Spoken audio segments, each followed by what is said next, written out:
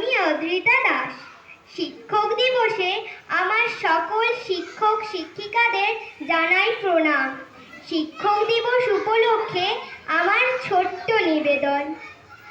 আমার আদর্শ, আমার প্রেরণা, আপনাকে মেনে চলি।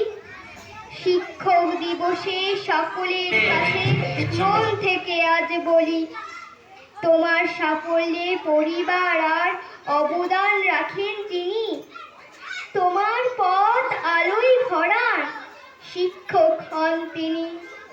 শিক্ষক দিলেন শিক্ষা শুধু নম্বর পাবার নয়, থাকলে মানবিকতা মূল্যবোধ জীবনে আনবে জয়।